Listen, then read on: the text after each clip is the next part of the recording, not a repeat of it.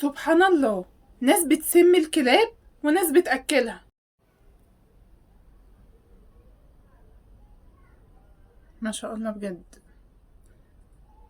قلبها قوي جدا ان هي تدخل وسط الكلاب بالشكل ده وتأكلهم. بجد بجد قلبها اكيد قوي قوي قوي قوي قوي كمان، لاني انا لو كلبين بس لقيتهم ورايا كده ببقى عايزة اجري.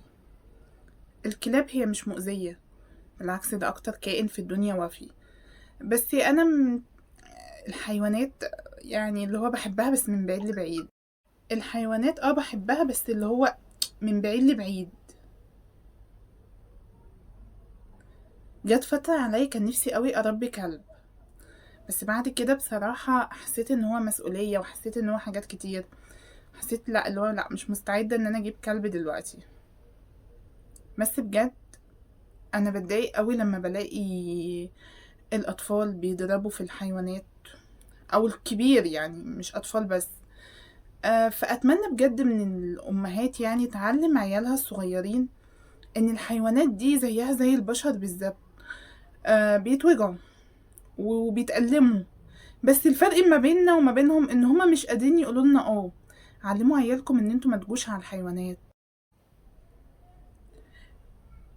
ولو في امكانياتكم ان انتوا يعني تأكلوا الحيوانات زي في الفيديو ده كده، يعني حد حط لهم اكل تقريبا، بقى راح جاب لهم اللي هي رجول من بتوع الفراخ وكده، حط لهم الاكل وكده. لو في امكانيات حد بجد انك انت تعمل ده، اعمل. الخير مش معمول بس ان انت تعمله مع البني ادمين، الصدقات ممكن تطلع للحيوانات برضو، لانهم بيجوعوا زيهم زينا، ولانهم برضو بيحسوا، لانهم هم كمان يعيني نفس اللي البني ادم بيحس بيه هم كمان بيحسوه. بس الفرق ما بينهم ان هم مش قادرين يقولوا لنا، الفرق ان هم مش قادرين يعبروا، الفرق في حاجات كتير.